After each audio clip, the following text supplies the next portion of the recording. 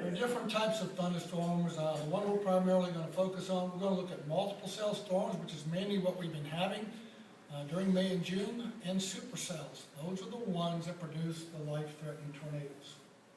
So, the multiple cells, you have a little more wind in the atmosphere, okay?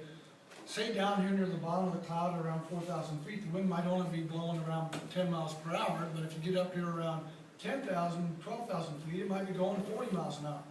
So because the wind's blowing faster here, it's going to force the tops of the clouds to lean over, because there's more wind pushing them. So this is what we look for. You want to have the clouds leaning over so that you have a rising updraft, which is a central air current in the storm, leaning over, okay? And thunderstorms, all of them have updrafts and downdrafts. The intense part of the tornado is about 120 feet wide at the base. We know that the video frames are 1/30th of a second apart.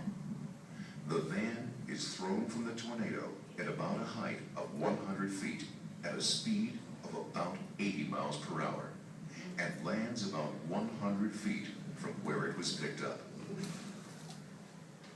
The lower part of the funnel appears to be rotating at about 250 miles per hour. Yeah, 250 miles an hour. That's not a big tornado. It's only just barely the size of a football field.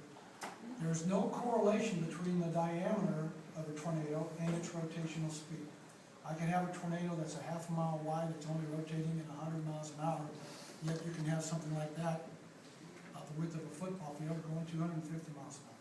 So there's no correlation. So if you see something like that, people might say, well, it's not doing much damage. It's doing a lot of damage, just over a smaller area. All right, so here are your tornado safety rules. If I put out a tornado warning, you need to know where to go. You want to get to the lowest level interior portion of the building you are in. Tornado's going to rip the roof off of a structure first. Exterior walls get ripped off next, interior walls go last. So basically you want as many walls between you and the outside part of the structure you're in to protect it. If you live in a two-story home, you want to be down on the main floor. If you have a stairwell, that's a good thing to get under, a stairwell. Those are built very sturdy. Just be in the middle, okay? And, you know, if you see a tornado off in the distance, yeah, you don't have to jump out of your car and find a safe location, but if it's bearing down on you within a quarter of a mile, you need to get out of the vehicle, find a building or something to get into. Ideally, basements are great. Most people in this part of the country don't have basements. So, just get to the lowest level interior portion of whatever building.